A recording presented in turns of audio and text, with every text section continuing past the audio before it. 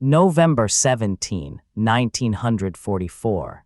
The Hürtgen Forest, Germany. The rain came in sheets that morning, slicing through the skeletal branches of the fir trees like cold razors. Corporal James Hendricks crouched in a foxhole barely wider than his shoulders, his hands trembling, not from fear, but from the bone-deep cold that had settled into his fingers 3 days prior. The mud around him wasn't brown anymore.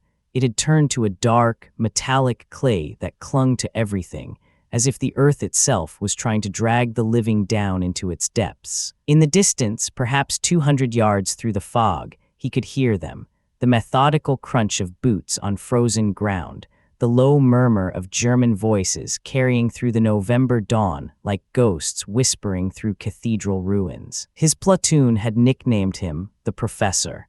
At 23, he'd been a mechanical engineering student at Cornell before the draft notice arrived in the spring of 1943. While other men cleaned their rifles and sharpened bayonets, Hendricks sketched.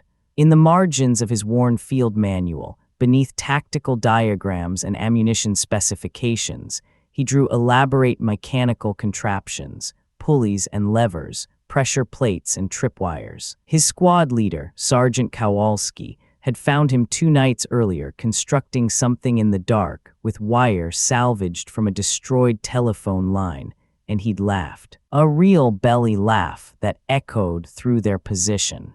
"What the hell is that, Professor? You building a mousetrap for Hitler?" The other men had joined in, grateful for any sound besides artillery and screaming. Hendricks had just smiled, his oil-stained fingers still working the wire into precise coils. "Something like that, Sarge. Something like that." What none of them understood, what Hendricks himself could barely articulate in the language of infantry combat, was that he was trying to solve a problem that had killed 3 men in their platoon in the past week. The Germans owned the Hürtgen Forest. Every tree, every trail, every shadow. They'd been fighting on this ground for months, had mapped every approach, ranged every clearing. American units pushed forward in daylight and bled at night, yielding the same 100 yards of mud-choked hell over and over in an endless cycle of advance and retreat. The enemy didn't need to see you to kill you here. They knew where you would go before you did. The Hürtgen was a killing ground, unlike anything the American military had encountered in Western Europe. Stretching across 50 square miles of dense German forest along the Belgian-German border, it represented a tactical nightmare that devoured entire divisions. The trees themselves became weapons. German artillery would detonate in the canopy, sending white-hot shrapnel and 6-foot wooden spears down upon men who could neither see the shells coming nor find adequate cover. Visibility rarely exceeded 10 yards. Radio communication collapsed under the forest's dense canopy. Tank support, the great American advantage in open warfare, meant nothing here.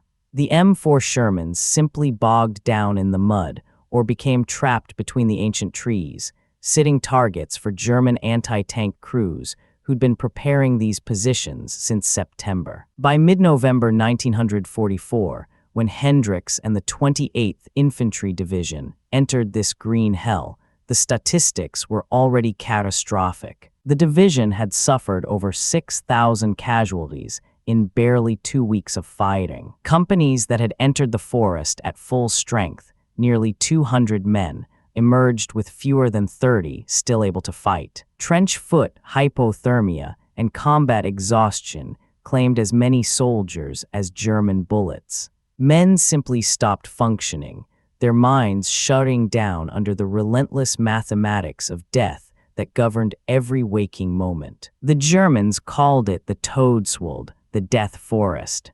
American soldiers called it worse. And yet the offensive continued, driven by a strategic logic that made sense on the maps at headquarters, but dissolved into nightmare at the squad level. The Hürtgen Forest contained the Roer River dams, and those dams controlled the floodwaters that could wash away any American advance into Germany's industrial heartland. Someone had to take them. Someone had to push through. So they pushed and they died and they pushed again. Hendricks had arrived in the forest with the same illusions that most replacement troops carried into their first real combat. He'd trained at Camp Wolters in Texas, where the enemy was represented by pop-up targets and the wounded were actors with ketchup stains on their uniforms. He'd watched training films that showed brave American riflemen advancing in neat tactical formations, while German soldiers threw down their weapons and raised their hands in surrender. He'd been told that the Wehrmacht was finished, that the Third Reich was collapsing, that the war would be over by Christmas. His mother had sent him a letter saying she'd already started planning his welcome home dinner. Then he'd stepped off the transport truck into the actual forest, and reality had peeled away those illusions like wet paper. The first thing he'd noticed was the smell, a sickly sweet combination of pine sap, cordite, and decomposition that coated the back of his throat. The second thing was the sound, or rather the absence of it. No birds sang in the Hürtgen. The artillery had driven them away weeks ago, leaving only the wind and the rain and the distant thunder of guns that never seemed to stop. The third thing, the thing that had made his hands start shaking, was the body hanging in the trees 30 feet above the trail. An American paratrooper from the September airborne operations, still in his harness, swaying gently in the November wind. No one had been able to get him down. The Germans used him as a range marker. His squad leader, Sergeant Kowalski, was a Pennsylvania coal miner who'd been fighting since North Africa. He'd survived Kasserine Pass, Sicily, Normandy, and the drive across France. He'd earned a Bronze Star and 2 Purple Hearts, and the kind of 1,000-yard stare that came from seeing too many things that couldn't be unseen. On Hendricks' second day in the forest, Kowalski had pulled him aside during a brief lull in the shelling and spoken in the flat, emotionless tone of a man reading a phone book. Forget everything they taught you in training. Forget fire and maneuver. Forget flanking attacks. This isn't warfare, it's butchery. The Germans are going to kill about half of us before we get relieved or break through. Your job is to make sure you're in the half that walks out. You understand me, Professor. Hendricks had nodded, but he hadn't understood. Not really. Not until the third night, when Private Morrison from Oklahoma had stepped on a shoe mine while moving to a new position and lost both legs below the knee. Not until they'd all had to listen to him screaming for his mother for 20 minutes while the medic tried to stop the bleeding with inadequate supplies. Not until Morrison had died anyway, and they'd had to leave his body in the foxhole because a German sniper was watching the trail, and anyone who moved in daylight got a 7.92 round through the skull. After Morrison, something changed in Hendricks. The fear didn't go away, it never went away, but it transformed into something else. A cold, analytical fury. He started watching the German tactics with the same focus he'd once applied to thermodynamics problems. He noticed patterns. The enemy infantry moved in the pre-dawn darkness, infiltrating through the American lines, while exhausted sentries fought to keep their eyes open. They used the same approach routes, the narrow trails between the mine-strewn undergrowth, because even Germans couldn't move freely through the forest's deadly landscape. They came in squad strength, 8 to 10 men, moving fast and quiet, trying to roll up American positions before anyone could call for artillery support. Standard defensive measures weren't working. Listening posts got overrun. Tripwires got cut or bypassed. Landmines helped, but the Americans were running out of them, and besides, the Germans had been laying their own mines for months and knew where the cleared paths were. What was needed, Hendricks realized, was something unexpected. Something mechanical. something that used the enemy's own confidence and familiarity with the terrain against them. He'd started gathering materials 4 days before the morning of November 17th. Wire from destroyed communications lines, springs from damaged equipment packs, 5 Mark Roman II fragmentation grenades that had been written off as defective due to damaged safety pins. The quartermaster sergeant had been happy to let him have them, probably assuming the kid was going to get himself killed trying to jerry-rig something dangerous. Hendricks worked at night, his hands moving in the dark with the muscle memory of 100 classroom projects. He designed a linked system, a cascade mechanism where triggering one element would trigger all the others in rapid sequence. The technical term would have been a sympathetic detonation array, but Hendricks just thought of it as a mechanical ambush. The concept was simple, but the execution required precision. He positioned the 5 grenades in a fan pattern along a 30-yard stretch of trail, concealing each one under leaves and forest debris. The grenades were connected by stripped wire running through carefully positioned anchor points, tree roots, rocks, strategic depressions in the ground. The wires fed back to a central trigger mechanism, positioned in a concealed spot 20 yards off the trail. The trigger itself was ingenious in its simplicity, a modified grenade spoon held under tension by a stripped pull wire running across the trail at ankle height. When someone tripped the wire, the spoon would release, arming the central grenade. Its detonation would create overpressure that would simultaneously trigger the other 4 grenades through a combination of direct wire pull and blast transmission. The result would be 5 grenades detonating within a 2-second window across a 30-yard killing zone. When Sergeant Kowalski had discovered what Hendricks was building, he'd called over the other squad members to look. Someone had laughed a bitter, exhausted sound. "Jesus, Professor, what is that?" Some kind of useless grenade trap. Another voice from the darkness. "Krauts have been fighting in this forest for months. You think they're gonna walk into that?" Even Lieutenant Barnes, the platoon commander, had expressed skepticism when Kowalski reported it. "It's creative," Barnes had said, which was officer speak for probably useless, but at least he's not bothering me about it. They'd let Hendricks set it up anyway, mainly because they had nothing better. The position they were holding was a shallow bulge in the American lines, surrounded on 3 sides by German-controlled territory. Everyone knew an attack was coming. It was just a question of when. The when arrived on November 17th at 0530 hours, in the cold dark before dawn. Hendricks was on watch, his eyes straining against the darkness when he heard the first sound.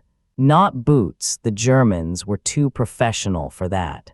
What he heard was the subtle displacement of air, the faint brush of fabric against bark, the near-silent communication of men who'd learned infantry tactics on the Eastern Front where mistakes meant death. He tapped Kowalski's boot, the silent signal for enemy contact, and felt the sergeant come instantly awake beside him. Around their position, other men stirred, hands finding weapons in the dark. They came like shadows, professional and precise. Hendricks counted them by sound and movement. 8, 10, maybe 12 men advancing in a textbook German infantry formation. A lead scout, probably 5 yards ahead. Then 2 flanking elements moving parallel to the trail.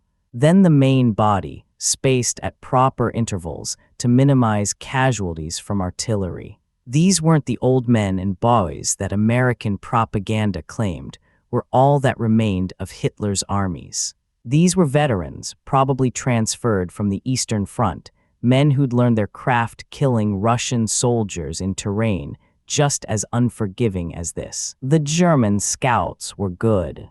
They moved through the forest like smoke, testing each step before committing their weight, watching for tripwires and pressure plates. But they were also confident, familiar with this ground, expecting the same American defenses they'd encountered and defeated a dozen times before. The lead scout passed within 10 feet of Hendricks' foxhole, so close that Hendricks could smell the German tobacco on his uniform. Then he was past, moving up the trail toward the American position's weak point, exactly where any competent infantry leader would attack. And then the scout hit the trigger wire. What happened next took 19 seconds, though the surviving Germans would later claim it felt like 19 hours.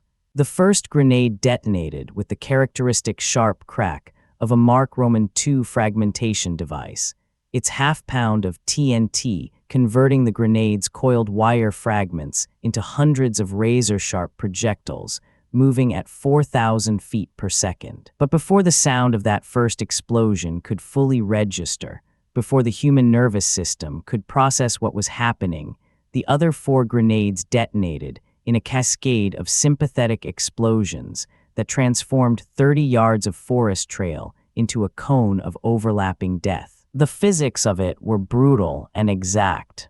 Each Mark Roman II grenade produced a casualty radius of 15 yards and could wound at 30 yards. 5 grenades positioned in a fan pattern with overlapping kill zones meant that every square foot of that trail section was touched by multiple fragmentation patterns. The Germans caught in the killing zone had no time to react, no time to drop, no time to do anything but die. Men simply came apart, transformed from living soldiers into scattered biology by the impersonal mathematics of high explosives and steel fragments. Hendricks would never forget the sound. Not the explosions themselves, those were merely loud, but the sound that came after. The sudden, absolute silence that followed, as if the forest itself was shocked by the violence. Then, gradually, the moaning. The wet, ragged breathing of men with sucking chest wounds. The German voices calling for medics who were themselves dead or dying. And underneath it all, the gentle patter of debris falling from the trees like deadly rain. When dawn came 2 hours later, and Lieutenant Barnes finally gave permission to investigate, they found 23 bodies. 23 German soldiers who'd been advancing in textbook formation and had walked into a trap they never saw coming. The lead scout had been killed instantly, along with both flanking elements and most of the main body. 4 men had survived the initial blast, but 3 of them had bled out before their comrades could reach them through the darkness. The sole survivor, a teenage conscript from Bavaria, was captured with both legs shredded and his eyes blank with shock. The German assault had been broken completely. The survivors, perhaps 4 or 5 men from the original squad, had retreated in disarray, carrying their wounded and leaving their dead behind. For the next 3 days, German forces in that sector avoided Hendricks' position entirely, unwilling to risk another unknown defensive mechanism. The Americans held their ground. Word spread fast through the battalion. The story grew in the telling, as war stories do, but the core facts remained. A college kid from New York had built something from salvaged wire and rejected grenades that had killed more Germans in 19 seconds than some companies managed in a week of fighting. Men who'd mocked the useless grenade trap suddenly wanted Hendricks to teach them how to build their own. Officers who dismissed the idea as impractical started requesting detailed diagrams. Division engineers came forward to study the mechanism, measuring blast patterns and fragmentation densities with professional interest. But Hendricks himself seemed diminished by his success. He'd built the trap as an intellectual exercise, a mechanical solution to a tactical problem. He hadn't fully considered what success would mean in human terms. 23 men dead. 23 families in Germany who would receive telegrams. 23 sets of personal effects to be cataloged and stored. He'd looked at the bodies that dawn, young men, mostly, no older than himself, wearing the same expression of surprise that American dead wore. One of them had been carrying letters from home, and Hendricks had seen the corner of a photograph peeking out before Lieutenant Barnes had ordered him to stop looking and get back to position. That night, unable to sleep, Hendricks sat in his foxhole and tried to reconcile what he'd done with who he'd been. 6 months ago, he'd been calculating load stresses on bridge supports and worrying about final exams. Now he was calculating optimal fragmentation patterns for killing human beings and worrying about whether the next German squad would be smart enough to avoid his trap. The engineering principles were the same: force, vector, energy transfer, but the application had changed in ways that made his hands shake when he thought about it too hard. Sergeant Kowalski found him there around midnight and sat down without speaking for several minutes. Finally, in that same flat Pennsylvania accent, "You did good, Professor. You saved lives. American lives. That's what matters." Hendricks had nodded, wanting to believe it. 23, Sarge. 23 men. Kowalski had spat into the darkness. "Oh yeah, 23 Krauts who won't be shooting at us tomorrow, who won't be killing Morrison or Davis or any of the other boys. You think they felt bad about the men they killed? You think they hesitated?" Hendricks hadn't answered. He didn't need to. They both knew the mathematics of infantry combat: kill or be killed, and hesitation meant your squad died instead of theirs. But mathematics couldn't explain everything that happened in the Hürtgen forest.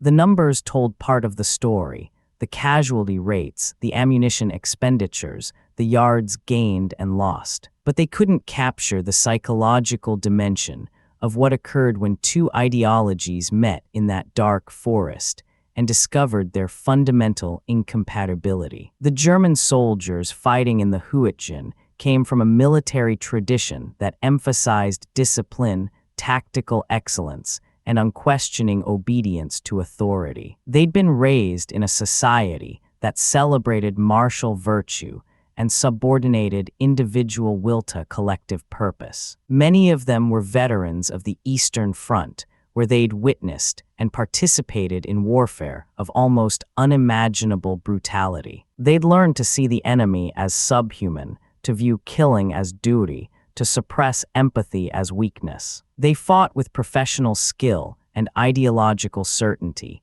convinced that they were defending European civilization against American materialism and Soviet barbarism. What they encountered instead was something their training hadn't prepared them for: American ingenuity applied to warfare with an inventiveness that seemed to border on improvisation. The German military mind worked systematically, following established doctrine and proven tactics. American soldiers, particularly the draftees and volunteers who made up the bulk of the infantry, approached problems with a democratic flexibility that confused and frustrated their enemies. When standard tactics failed, Americans simply tried something else. When equipment broke, they fixed it with whatever materials were available. When officers issued impossible orders, enlisted men found ways to achieve the objective that the officers hadn't considered. Hendricks' grenade trap was a perfect example of this American military culture in miniature. No officer had ordered him to build it. No field manual had provided instructions. No tactical doctrine had suggested such a device. He'd simply identified a problem, applied his engineering education to the available resources, and created a solution. Then he'd implemented it without waiting for approval from higher authority. In a German unit, such independent action by a junior enlisted man would have been unthinkable. In an American squad, it was barely worth commenting on. This philosophical difference manifested in countless small ways throughout the Hürtgen campaign. American soldiers routinely modified their equipment, cutting down tree branches to add camouflage, wrapping cloth around metal parts to reduce noise, trading official issue items for locally procured alternatives that worked better. They questioned orders that seemed tactically unsound, sometimes loudly and to their officers' faces. They formed unofficial networks to acquire supplies through what they euphemistically called midnight requisition, essentially organized theft from their own supply system. They treated military hierarchy as provisional and conditional, respecting rank when it came with competence but privately mocking officers who endangered their men through stupidity. To German observers, this casual disregard for military discipline appeared to verge on anarchy. After the war, Wehrmacht officers interviewed by American historians expressed genuine confusion about how the U.S. Army functioned at all given what they perceived as its lack of proper military culture. They'd watched American infantry units where enlisted men called officers by their first names, where soldiers complained openly about command decisions, where formations dissolved into loose skirmish lines that seemed to lack any cohesive structure. By German standards, the American military shouldn't have been capable of sustained combat operations. And yet somehow, the Americans kept winning.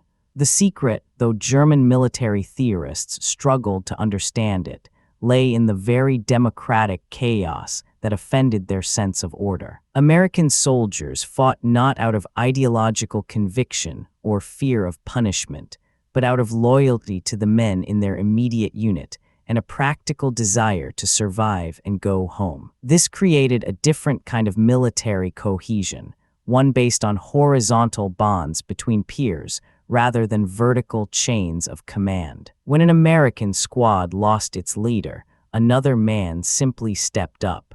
When a platoon got cut off, it kept fighting independently until it could reconnect with higher command. When faced with unexpected situations, American units adapted and improvised in real time without waiting for orders from above. Hendricks' trap succeeded not because it was brilliant engineering.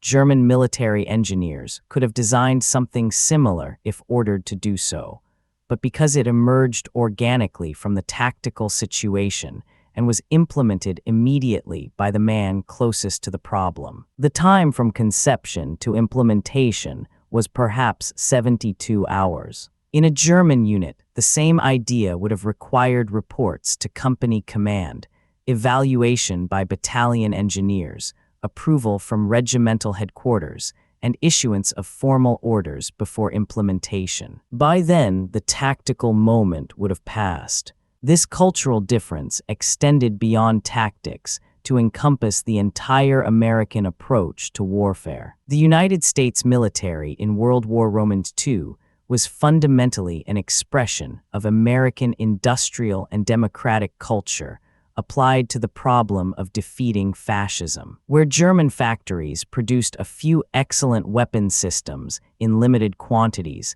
American factories produced adequate weapon systems in overwhelming quantities. Where German military doctrine emphasized the decisive battle and the breakthrough to end the war, American strategy emphasized sustained pressure across multiple fronts simultaneously. Where German soldiers expected to sacrifice for the fatherland, American soldiers expected to win, go home, and return to civilian life. The M1 Garand rifle that Hendricks carried embodied this philosophy perfectly. It wasn't the most accurate rifle in the war.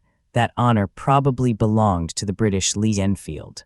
It wasn't the most powerful. The German Kar 98K fired a more potent round. But it was semi-automatic, giving American riflemen a significant rate of fire advantage over bolt-action weapons. It was reliable, functioning in mud and rain and cold. And most importantly, it was producible in massive quantities using American mass production techniques. By late 1944, the United States was manufacturing more M1 rifles in a month than Germany produced of all rifle types in a year. This industrial capacity translated directly into tactical advantages that German soldiers found increasingly difficult to overcome. American units could afford to expend ammunition at rates that would have been unthinkable for Wehrmacht forces operating on strained logistics. When Hendricks' squad made contact with the enemy, they could call for artillery support that would arrive within minutes, delivering hundreds of tons of high explosives to suppress German positions. When they needed air support, P-47 Thunderbolts would appear overhead, each carrying half a ton of bombs and 8 50-caliber machine guns. When they suffered casualties, replacement troops arrived within days, along with new equipment, hot food, and mail from home.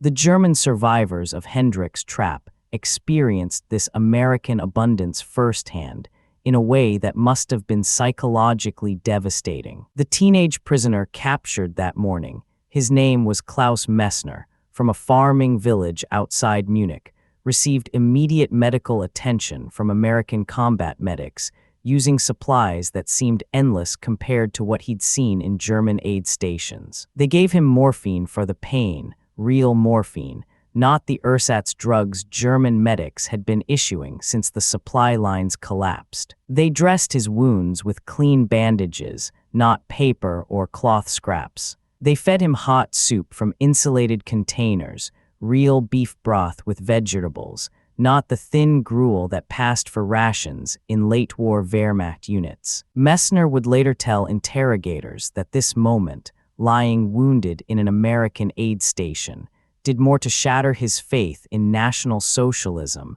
than any propaganda leaflet ever could. He'd been told that Germany was winning, that the Americans were weak and decadent, that final victory was imminent. But the evidence of his own eyes contradicted everything. The Americans had equipment that worked, supplies that seemed inexhaustible, and a casual confidence that came from knowing they could replace any losses and still keep advancing. Even in defeat, even as prisoners, they seemed more substantial, more real than the ideology that had sent him to fight them. This psychological dimension of the Hürtgen campaign affected German morale in ways that were difficult for Wehrmacht officers to counter. Soldiers who'd been told they were defending civilization's last line against mongrel American hordes instead encountered farm boys from Iowa and mechanics from Detroit who seemed utterly convinced that they were fighting for something worth defending. The Americans didn't rant about racial destiny or historical necessity. They complained about the cold, shared cigarettes, looked at pictures of their girlfriends, and then went forward when ordered because that's what needed doing. The object that came to symbolize this contrast most clearly was the K ration. The standard American combat ration consisted of 3 boxed meals providing approximately 3,000 calories, along with cigarettes, chewing gum, toilet paper, and can openers. It wasn't gourmet food. Soldiers complained about K rations constantly, but it was nourishing, portable, and produced in sufficient quantities that no American soldier in Western Europe went genuinely hungry unless supply lines were completely cut. German soldiers surviving on increasingly inadequate rations would sometimes risk their lives to scavenge American supply dumps, not for weapons or ammunition, but for food. One German after-action report from the Hürtgen sector, captured by American intelligence, devoted an entire paragraph to American rations. The report's author, a captain whose name was redacted in the translation, expressed a kind of bitter fascination with what the captured supplies revealed about American logistics. The enemy can afford to provide his common soldiers with chocolate and cigarettes as if they were officers. His supply is so abundant that abandoned positions often contain more food than our men receive in a week. This is not warfare as we understand it. This is industrial process applied to military operations. He was right. The American way of war in 1944 was fundamentally industrial, democratic, and pragmatic. It lacked the aesthetic purity of German military doctrine, the elegant tactical maneuvers and breakthrough operations that Wehrmacht officers had studied since their academy days. But it worked. It ground forward, absorbed casualties that would have broken armies of previous generations, adapted to local conditions, and kept coming. German soldiers in the Hürtgen learned to fear not American tactical brilliance, though individual American units certainly demonstrated tactical skill, but American inevitability. The sense that no matter how many attackers they killed, more would come. No matter how much equipment they destroyed, it would be replaced. No matter how long they held, the pressure would never relent. Hendricks' grenade trap became a small legend within the 28th Infantry Division, but its real significance lay in what it represented. It was American engineering education, the Cornell classroom where he'd learned mechanics and physics, applied to the immediate problem of surviving German infantry tactics. It was democratic culture, the freedom to experiment and implement without waiting for authority, translated into battlefield advantage. It was industrial capacity, the spare wire and surplus, grenades that German forces could no longer produce in adequate quantities, turned into a weapon system. It was, in short, a perfect miniature of what was happening across the entire Western Front. The fighting in the Hürtgen forest continued for another 6 weeks after the morning of November 17th. Hendricks' squad was rotated out of the line in early December, down to 14 men from the original 42. He received a Bronze Star for his actions, a brief ceremony conducted in a muddy field while artillery rumbled in the distance. Lieutenant Barnes had smiled when he pinned the medal on Hendricks' jacket. "You did good, Professor." "Damn good," Hendricks had nodded, still unable to fully process what his useless grenade trap had accomplished and what it had cost him to accomplish it. After the war, after the parade in New York, and the grateful return to Cornell to finish his interrupted degree, Hendricks would sometimes be asked about his combat experience. He rarely spoke about the grenade trap. What he remembered more clearly were the faces of the men in his squad, Kowalski and Morrison and Davis, and the others whose names faded with the years, but whose presence remained vivid. He remembered the weight of the M1 Garand in his hands, the taste of K-ration coffee, the smell of pine and cordite and death. He remembered the moment when he'd looked at those 23 bodies and realized that engineering principles could be used to save lives or take them, and that the choice of which depended on circumstances he hadn't fully understood when he'd signed up. But mostly, he remembered the cold. The bone-deep, relentless cold of the Hürtgen forest that no amount of subsequent warmth ever quite dispelled. The cold that made his hands shake as he'd built the trap, as he'd watched the Germans approach, as he'd looked at what his creation had done. The cold that came not from November rain and German winter, but from the understanding that freedom, democracy, and industrial abundance could be instruments of death as efficient as any totalitarian state could devise. That America won not because Americans were morally superior, but because American society was structurally better at producing, adapting, and applying violence in pursuit of strategic objectives. In the end, perhaps that was the larger truth his experience illuminated. The war was not a contest between good and evil in the simple sense that propaganda portrayed. It was a contest between systems, democratic capitalism versus fascist militarism, and the democratic system proved more effective at waging industrial warfare not because it was more virtuous, but because it was more flexible, more innovative, and more capable of harnessing human creativity in service of military necessity. Hendricks had built his trap not because American ideology commanded it, but because American culture permitted it. That permission, that democratic freedom to experiment and adapt, turned out to be a war-winning advantage. And so 23 German soldiers died in 19 seconds on a foggy morning in November, killed by a trap built from salvaged wire and rejected grenades, designed by a college kid who'd been laughed at for trying. They died not because American soldiers were better trained or more brave, but because American society had taught that college kid to think creatively, to question assumptions, and to solve problems using whatever materials were available. They died because democracy, for all its chaos and inefficiency, produced soldiers who didn't wait for orders to do what needed doing. The Hürtgen forest claimed over 30,000 American casualties before it was finally captured in mid-December 1944. The strategic objectives, the Rower River dams, were eventually taken, though historians still debate whether the cost was justified by the results. Corporal James Hendricks survived the war and returned home to finish his engineering degree. He married, had 3 children, and worked for 30 years designing bridges in upstate New York. He never built another trap, but on cold November mornings, when the rain came in sheets and the wind stripped the leaves from the trees,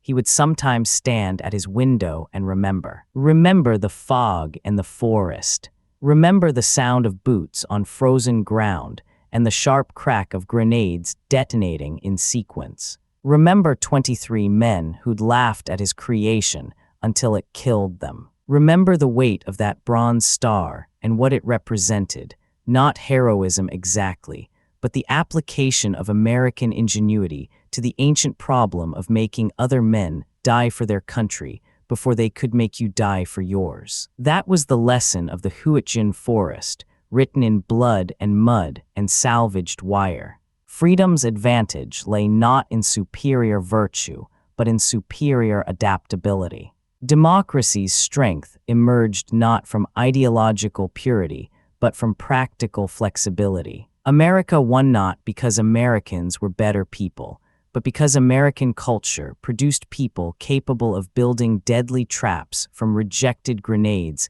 and scattered wire, capable of adapting and innovating under conditions that broke more rigid military systems.